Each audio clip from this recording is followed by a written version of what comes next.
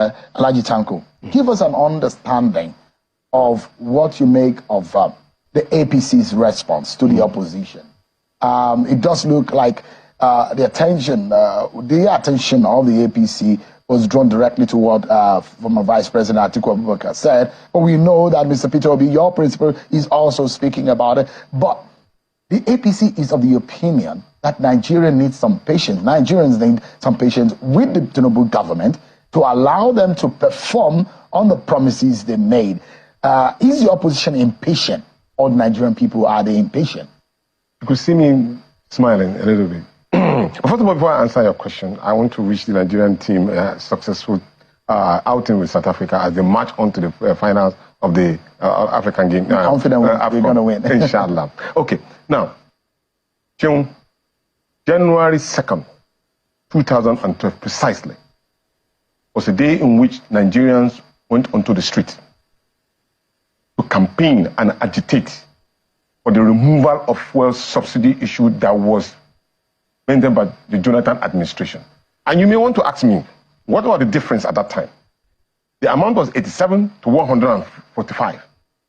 The amount difference was just 58 naira.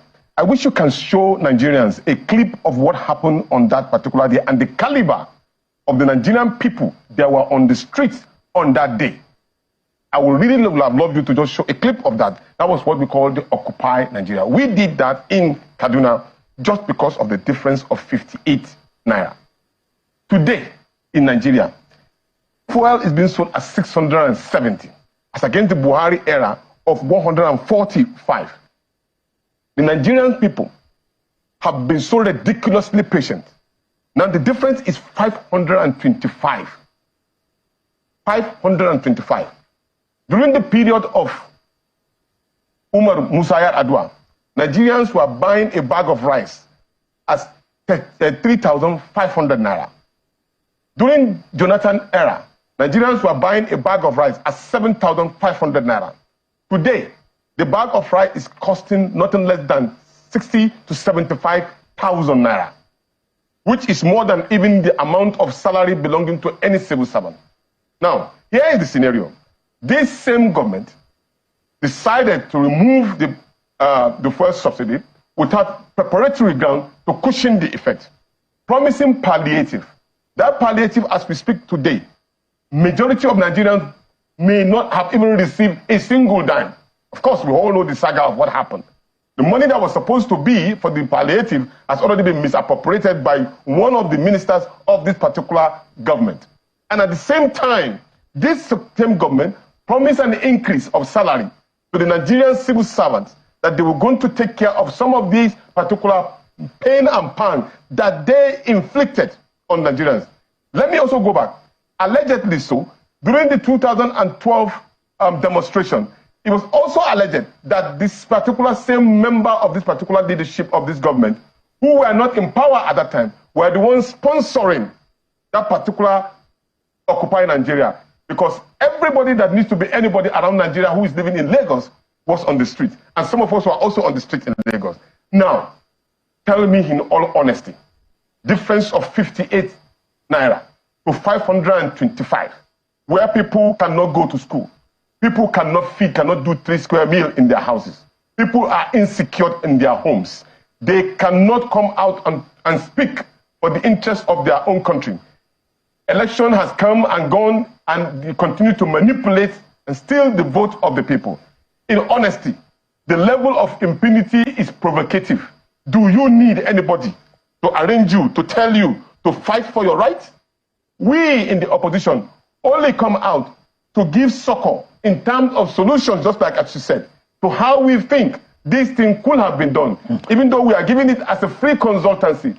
Opposition, when they speak, if we speak with facts, we are giving you solutions that we think you could leverage on. Doesn't necessarily mean we have to come down and work with you in your office. No, but we can speak. Now, let me ask you, and this is a position, of course, I love to actually show you portions of what the presidency replied, the opposition replied, the former vice president. And you could see some of the suggestions being made by former Vice President Atiku Abubakar. And we have also read what Mr. Peter Obi has said and the Labour Party about the situation of things. So there are those who would say that these are part of the campaign promises. So let me read the portion. He said, we noticed that the former vice president, just like in his political contest, is also doing a poor job of it, offering pedestrian and uninformed interventions on our economy and other matters of public concerns. Articles, okay, yeah. So that's a portion of what they said. Now the question here is that the APC has said, your principal, Mr. Atiku Abubakar inclusive, promised that they were going to remove subsidy. That subsidy was going to go. They did just that. I mean, and coming to criticize the APC government for doing what you also said you will do when you get into office, doesn't that amount to hypocrisy? No. You see, we proposed a due diligence process. We didn't tell Nigerians that the day in which we are being sworn into office, when we know that we are paying and paying on Nigeria, we are going to remove subsidy. Nobody said so. So the removal of subsidy in itself is not wrong. No, it is not. But the opposition is not happy in the timing, the effect and the manner. The effect and the ripple effect on the Nigerian people will have a negative. You have to take it step by step. What we said was that we were going to take care of making sure that we have modular refineries in each geographical zone of the country as a shortcut to stopping this particular production of oil outside the country. And as we speak, our governor in Abia State is about to commission a modular refinery in Abia State. That's to show you that this is exactly what we intend to do. It's different from playing to the gallery.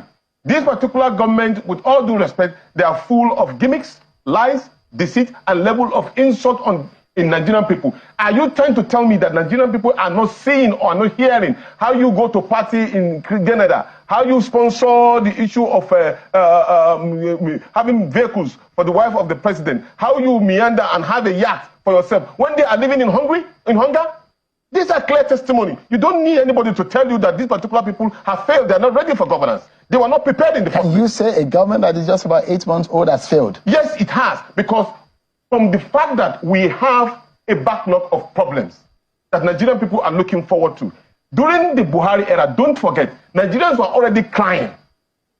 All they did now, they promised Nigerians that they are going to continue from where Muhammad Buhari stopped. And when they continue, they gave us a pro-max pain and pang.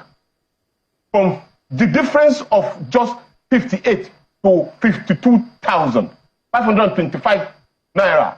Come on, Sheung. The pain is too much. People are committing suicide.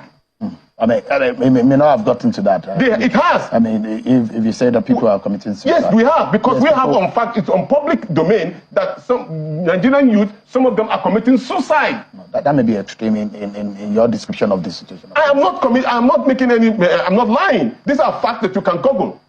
So let me ask you, if the government of the day said, look, we're going somewhere, and it's like the pain of childbearing or pregnancy. You will feel the pain, and after some time, when you're relieved of the birth, that you will be relieved, and there will be joy. Is that commonsensical to be able to think with the government that, yes, let's trust them for a moment. They spend about 8 months in office. Let's see how they get started. And let's see, maybe they've made some policies that are very fantastic, but let's see the end result. Is it also okay to say, let's allow this government maybe spend the first 1.5 years and let's see is it possible to give them that benefit of the doubt? People celebrate 100 days in office as the first landmark of achievement. When you compare, although as it's a state government, compare Alex Oti with what is happening at the federal government level. He hit the ground running, and he was giving the people hope, and he's matching it with solution. Look, Cheung, maybe you don't know. As of today, you need just 11 cedis to $1. As of today, if I'm not mixing from Tanzania, 4.4 Libyan currency to $1. In South Africa, 17.6 to $1. In Nigeria today, it's 1,500 naira to $1. The parallel market. That is the parallel market, of course, which majority of Nigeria go to. So here we go. Nigeria is the giant of Africa. We are going this particular rough. And then you are saying that probably they needed more time.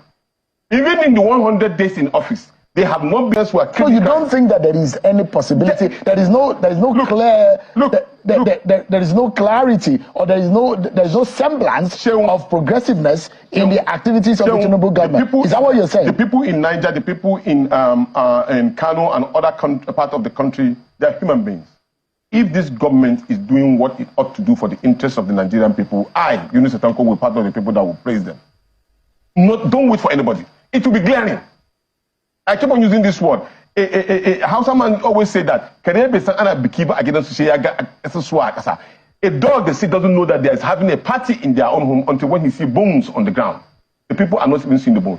Do you know, that as we speak today, our debt, as regard to the debt management office, said that we are having 87 trillion naira. 87 trillion naira. The debt burden across board. Yes, across board. Across board. Yeah. And that's across states and the federal government. Across the board. Debt is debt. But you see, if you get debt to build a nation, or to build your own industry, or to build your home, and gaining something in return, it's a good investment. But in our case, we are taking the debt and consuming it to the bone marrow. And this particular government is not checkmating it. We're not producing anything. To even feed ourselves is becoming difficult.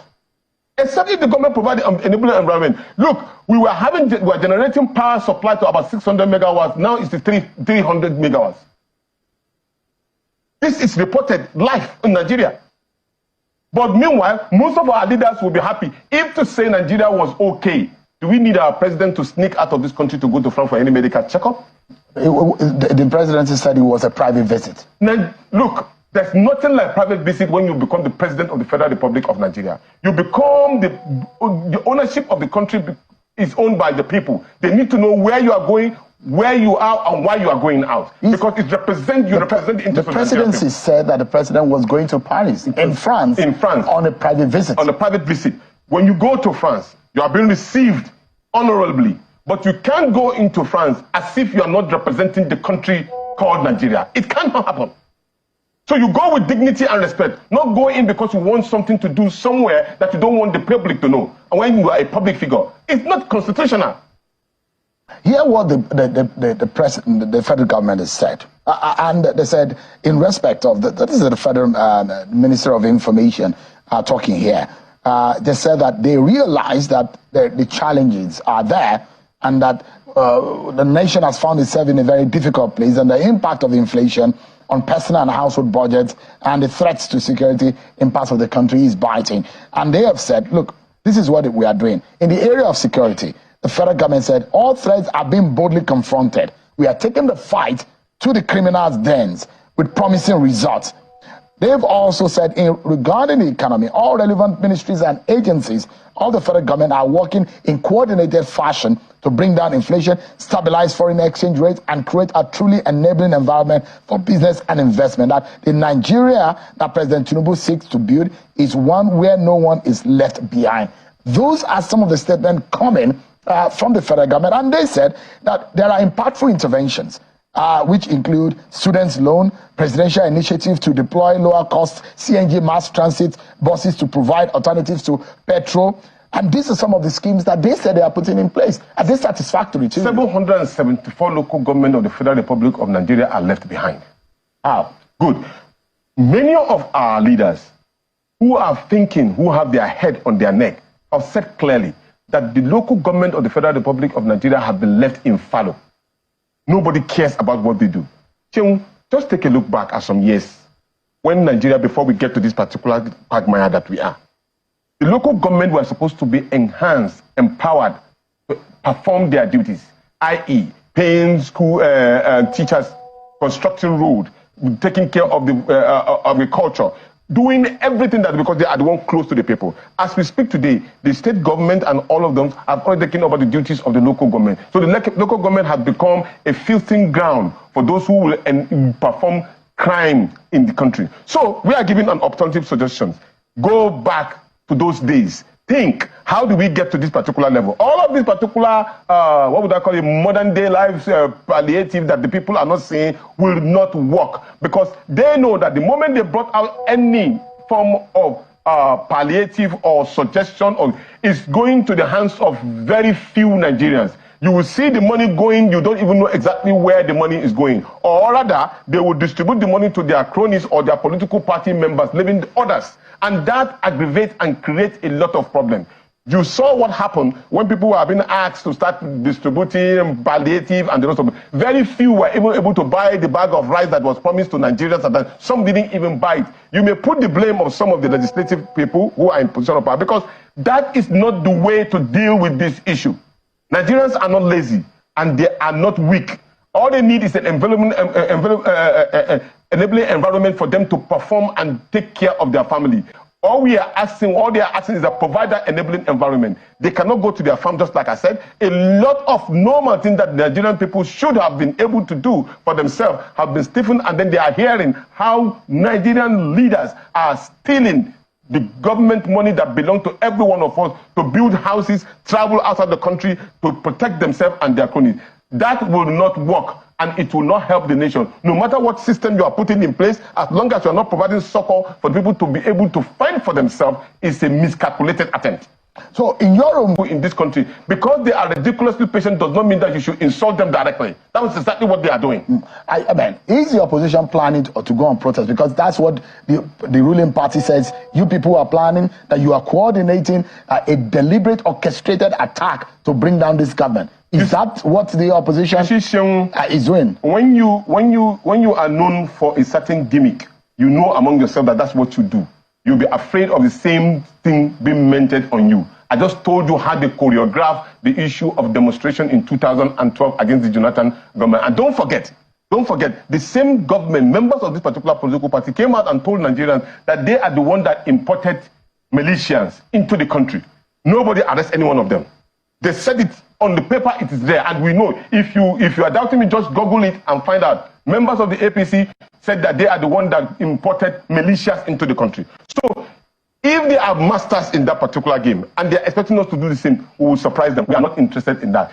But we will leave them with the people. You will not go on the streets. We will leave them with the people, because the people are the ones that are feeling the pain. We have 200 million Nigerians who cannot eat 3 square meals in their houses. They cannot send their children to school. They cannot get employment. And you think that probably Mr. Tanko or Peter Obi will orchestrate any demonstration? They should not do anything. They should sit down and we'll all continue with the pain. I don't need to tell anybody what to do. When you're hungry, you will know how to fight for yourself or fend for yourself. You don't need to. Let's wrap up this conversation. And I'd like to know, because if the ruling party is asking that the opposition should be reasonable and responsible and look for the interest of the nation, would, for example, your principal, Peter Obi, be willing to work with this government in some ways? I wish they should have even been appreciating him for giving free consultancy, because he's performing some of the things that they should have able to take cue from. When a supposed president visits people who have been, deliberately been impugned with pain and pang, you show them concern. That is a suggestion for you. This is the way to go. And the people are happy about it. Because the primary objective of leadership is for you to be considerate and show empathy to your own people. And that is enshrined in Chapter 2 of the Constitution of the Federal Republic of Nigeria, which every president, governor, local government chairman will also swear to, that I will do ABC for the interest of the Nigerian people. They should take that particular constructive criticism as an advice. It will help them quickly. If you said that this government has failed, is it fair? I'm being extremely fair, because power is something that you request for. You say you want to do. You have the capacity. Nobody forced you to say so. You use the instrumentality of politics. Whether you manipulate or use any means necessary to get into power, it is what you did. Now, when you got there, you were expected to perform between what you promised to do. The social contract in which you sign within the people and the leadership, it is between the manifesto of the party, not individual manifesto. I did not create the manifesto. They said they will do ABC. It was a promise that they took, they made to Nigerian people. And the Nigerian people believe we will die directly or indirectly, and then institutionalized by the judiciary to say, you are now the president. So it is your constitutional right for you to do that, is what is expected.